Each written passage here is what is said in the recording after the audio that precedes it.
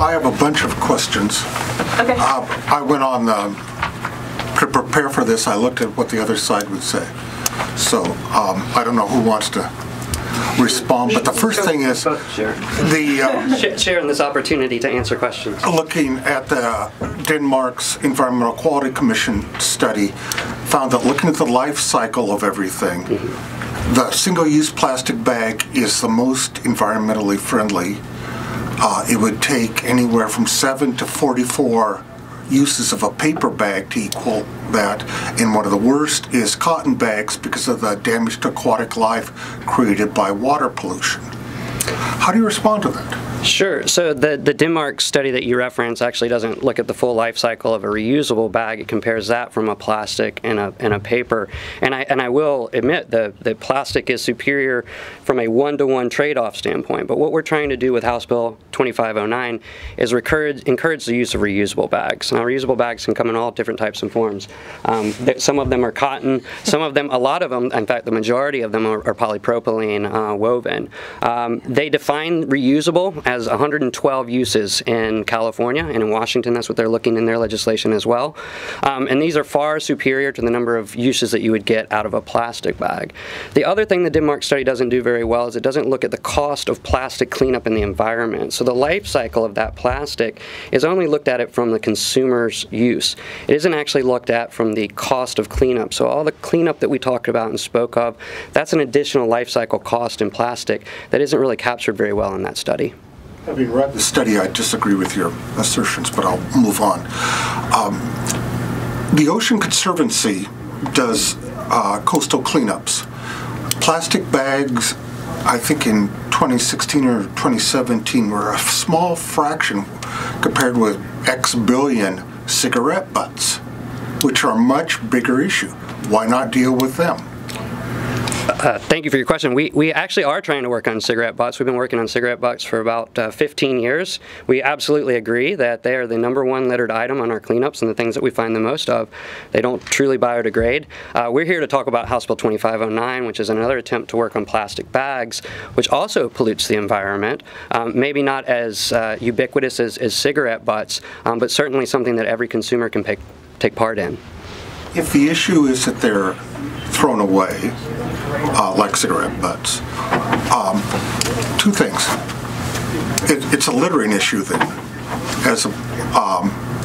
So why not deal with it like we have with bottles and cans, which have been incredibly successful, and put a deposit on them? Sure, I think that's a great point. Bottles and cans have an excellent commodity and they have an excellent market. We don't have a great market for plastic bags right now, or ever, really. And so a lot of that stuff piles up at our MRFs and other places and is not a true commodity like those other recyclable materials that you mentioned, such as bottle caps and bottles. The bottle bill has been very excellent and with the redemption process at encouraging that type of recycling. But unfortunately, that sort of recycling worldwide is just not available for us for plastic bags. There is a lot of development in the U.S. with plastic bags and recycling them into other products, and in Canada they've been made into plastic lumber, other items, new plastic bags. So when you say there's not a market, that's changed. I respectfully disagree that there's not a large enough market for the 2 billion bags that Oregonians consume on an annual basis. I do believe that there are some small markets for recycling. None of them have deemed responsible enough to really take on the bulk of consumer products. And I think the biggest part, if you ask a lot of our waste haulers, is it's really difficult to get the plastic from the homeowner and the consumer to a proper recycling facility. They blow out of trucks, they blow on the roadsides, and they end up in the environment usually faster than we can get them to the recycling facilities. What can you do in the meantime as far as educating people? Well, we've been working really hard for the past 10, 15 years in educating folks, engaging them in cleanup activities. We have a big Rise Above Plastics Pollution Day happening at the Capitol building on March 14th. I encourage you guys to come and cover that event. We'll be doing lots of work. I believe the governor may even be doing a proclamation about plastic pollution later this month.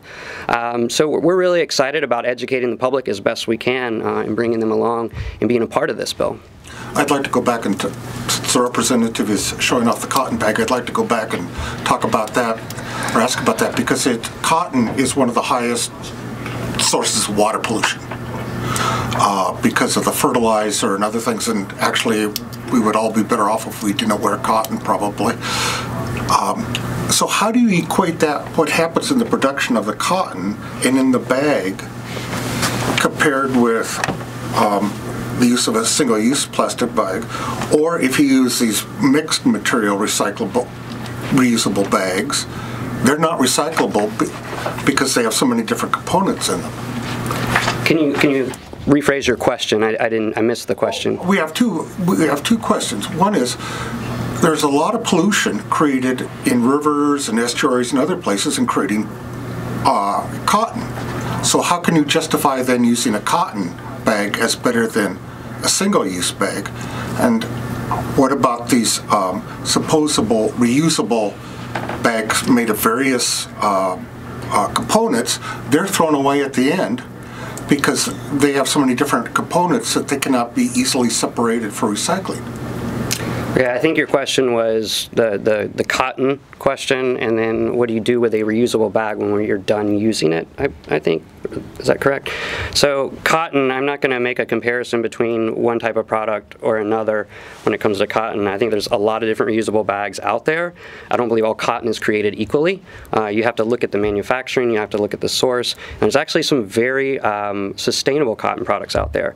That being said, I will say that the majority of the types of reusable bags that we see out there are made out of actually polypropylene and recycled plastics. I myself personally have been using bags for decades, 20 years. Actually, I have a cotton bag that my mom gave me when I was a child. I think that life cycle of that bag has easily outweighed that of a single-use plastic bag. As far as what we do with our other reusable bags when we're done using them, it sounds like maybe we have too many of them. So I'd encourage you to share them with somebody less fortunate that maybe doesn't have a single-use or doesn't have a reusable bag that they could use. Thank you.